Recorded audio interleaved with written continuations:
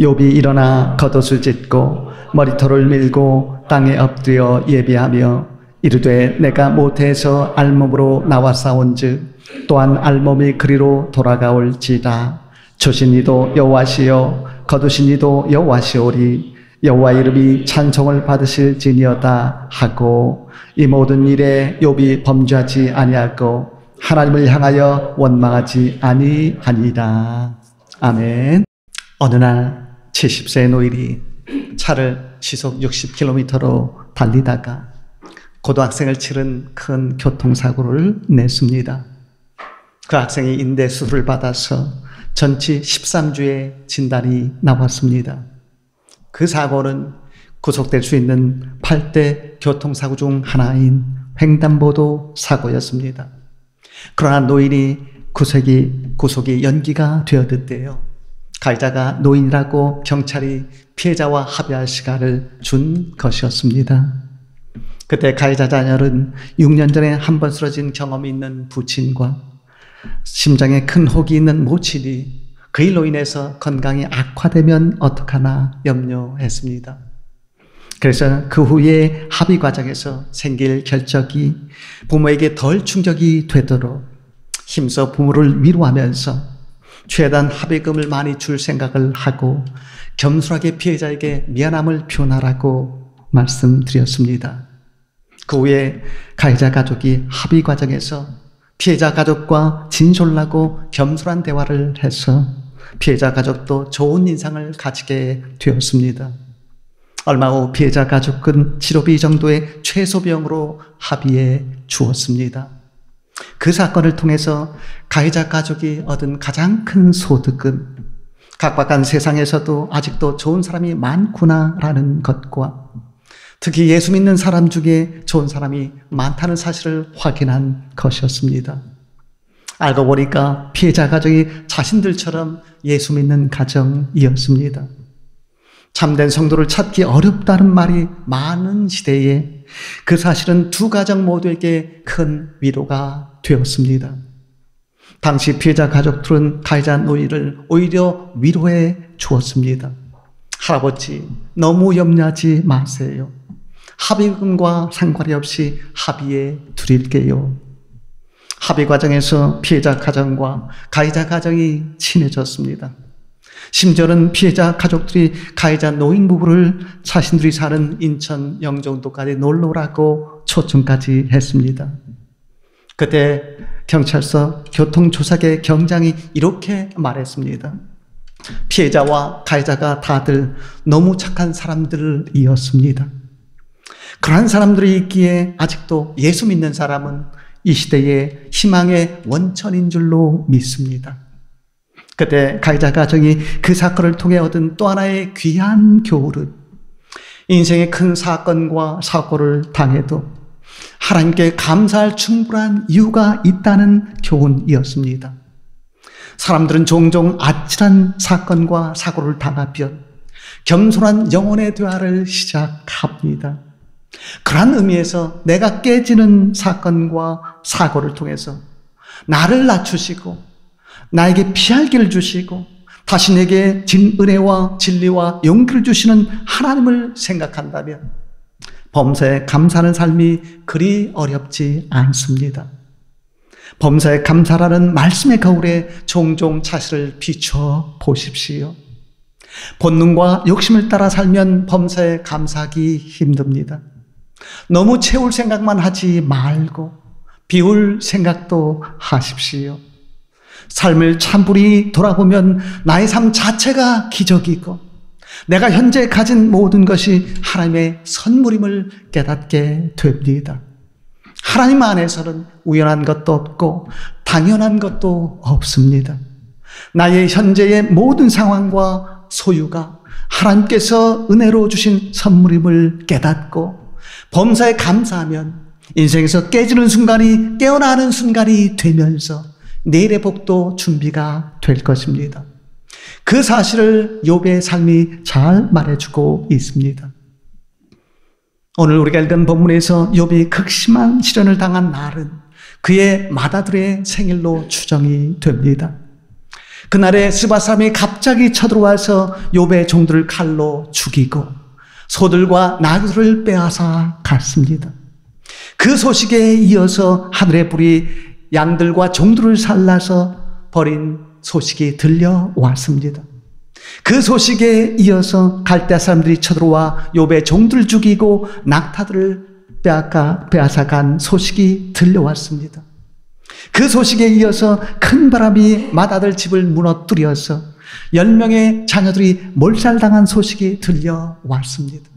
그러한 연이은 비극적인 소식을 듣고 욥이 처음 보인 반응이 오늘 우리가 읽은 본문을 통해서 나타나는데, 이 본문이 주는 교훈으로서 극심한 고난을 이기려면 어떻게 해야 되는지 오늘 본문 말씀 중심으로 해서 4가지 원리를 같이 한번 생각해 보기를 원합니다. 첫 번째는 회개하십시오. 본문 20절 말씀 다시 한번 보십시오. 욥이 연이은 엄청난 재앙 소식을 듣고 가장 처음 보인 반응은 일어나 겉옷을 찢고 머리털을 민 것이었습니다. 어떤 사람은 욥이 그런 반응을 보인 것에 대해서 아직 수양이 덜 되었다고 합니다. 그러나 믿음이 강하다는 말이 전혀 슬퍼할 줄 모른다는 말, 그래서 냉혈한이 된다는 말이 아닙니다. 슬픈 일을 만났을 때는 슬퍼하십시오. 욥은 품격 있는 의인이었지만 슬픔을 애써 감추지 않았습니다. 믿음이 감정적이면 안 되지만 그렇다고 감정 표현을 막는 것은 아닙니다. 때로는 지혜롭게 그리고 적절하게 솔직한 감정 표현을 하십시오. 예수님도 눈물을 흘리셨다라고 요한복음 11장 35절 말씀은 전하고 있습니다. 장례식에 가서 너무 울지 마십시오. 지금 천국에 있잖아요 라고 하지 마십시오.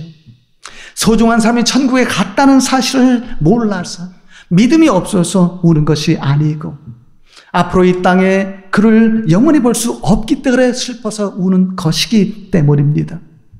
누군가가 비극적인 일을 당해서 울고 있으면 조용히 옆으로 가서 같이 울어주고 슬퍼해 주십시오.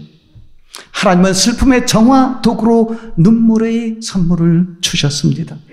슬플 때는 슬픈 후에 그 슬픔을 회개의 원초로 삼으십시오. 사실상 욥이 옷을 찢고 머리털을 밀었던 것은 슬픔의 표현과 함께 회개의 표현이었습니다. 물론 욥은 우스 땅의 의인으로서 의인이라고 불리는 그런 사람이었지만 연이은 재앙으로 인해서 자신의 의가 아무것도 아님을 깨달았습니다. 실제로 욥은 그 후에 엘리바스와 빌닷과 소발과의 논쟁에서도 자신이 의인이라고 과시하지 않고 오히려 연약한 죄의립을 종종 고백을 했습니다. 그처럼 남들이 나를 의인이라고 할 때 나의 죄인됨을 인정하고 회개하는 믿음이 위대한 믿음입니다. 참된 감사는 회개하는 마음을 기반으로 형성이 됩니다. 회개하면 신비하게 그때부터 감사거리가 넘치게 됩니다. 불평은 하나님과 멀어진 표식이고 감사는 하나님께 돌아온 표식입니다. 성경에 종종 언급된 하나님께 돌아오라는 말씀은 현재 하나님과 멀어져 있다는 뜻입니다. 하나님으로부터 멀어져 숨고서 하나님께 나를 찾아달라는 숨바꼭질을 멈추고 오히려 숨어 계시는 하나님을 힘써 찾는 숨바꼭질에 나설 수 있기를 바랍니다. 하나님을 멀리서 찾을 필요가 없습니다. 이미 내 안에 계신 하나님께 돌아서기만 한다면 하나님은 바로 찾아지고 그때부터 인생의 방황은 끝나고 수많은 복과 행복이 내게로 돌아올 것입니다. 두 번째로 극심한 고난을 이겨내려면 예배하십시오.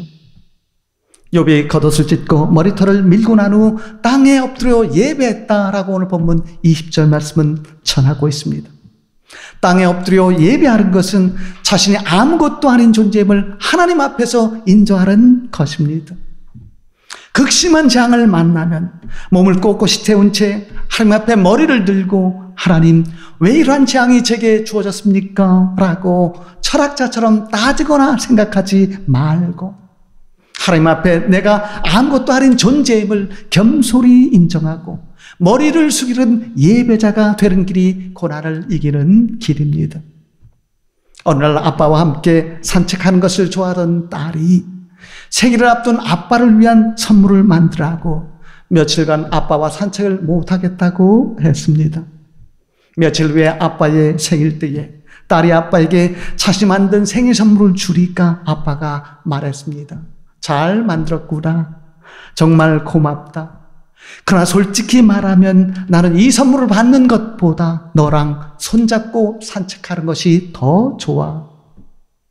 하나님은 내가 하나님을 위한 재정 마련에 힘쓰는 모습도 기뻐하시지만 하나님과 함께 있고 함께하는 예배자의 모습을 더 기뻐하십니다. 만남을 통해서 관계가 깊어집니다. 부부 관계가 좋아지려면 상대에게만 집중하는 그러한 시간이 필요합니다. 그런 만남을 깊게 하려고 어떤 부부는 1년에 한 번씩 신혼집으로 여행을 떠납니다. 그처럼 하나님과의 관계가 깊어지려면 하나님 앞에 나아가 엎드리는 예배가 필수적입니다. 자녀를 자랑할 때 가장 중요한 것은 자녀와 함께하는 것입니다.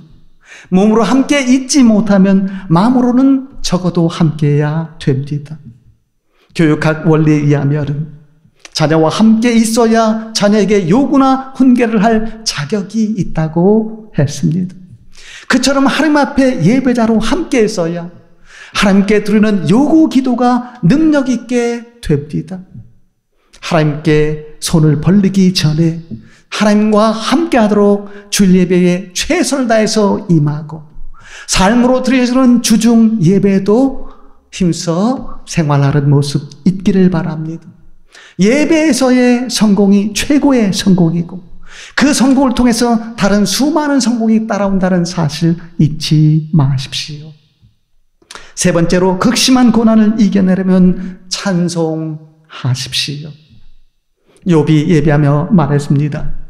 내가 못해서 알몸으로 나왔사온즉 또한 알몸으로 돌아가올지라. 주신 이도 여호와시오 거두신 이도 여호와시오리. 여호와의 이름이 찬송을 받으실지니이다. 못해서 알몸으로 나왔다가 알몸이 그리로 돌아간다는 고백은 도피주의나 허무주의가 깃든 고백이 아니고 소유에 집착하지 않고 하나님의 뜻대로 살겠다는 하나님 주권의식과 섭리의식이 깃든 고백입니다. 또한 이르면 이르리라 죽으면 죽으리라 라는 각오가 깃든 고백입니다.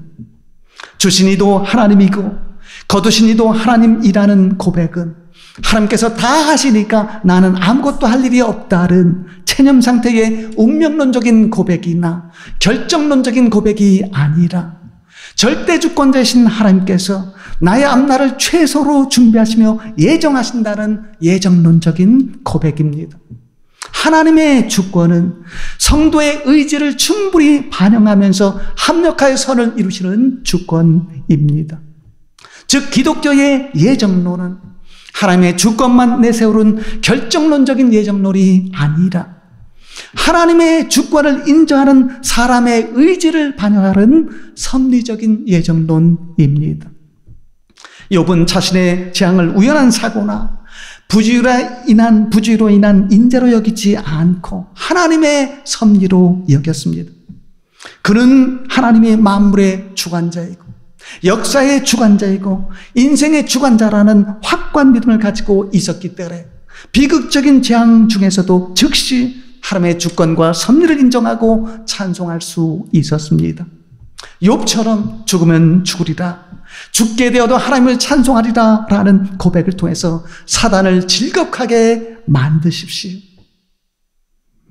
사람은 이 땅에 올 때 아무것도 가져오지 않았기 때문에 현재 가진 것은 선물이고 현재의 인생은 아무리 가진 것이 적어도 플러스 인생입니다. 그 사실을 기억하고 어려움조차 덤으로 여기면서 믿음과 소망과 사랑과 인내를 포기하지 마십시오. 사실상 많은 고난의 와중에는 그 이유를 찾지 못하다가 한참 후에야 그 이유를 찾고 하나님을 찬송할 때가 많습니다. 그러한 체험을 몇 번 하다 보면 점차 믿음이 굳건해지면서 나중에는 고난 중에도 하나님의 선하신 뜻과 최종 승리를 믿고 즉시 찬송하게 됩니다. 성경에 나오는 찬송의 제사라는 표현은 참된 찬송은 희생을 필요로 한다는 암시입니다. 힘들 때 찬송을 드리는 찬송의 제사만큼 하나님의 마음을 움직이는 것도 없습니다. 일이 잘 나갈 때는 찬송하기 쉽습니다.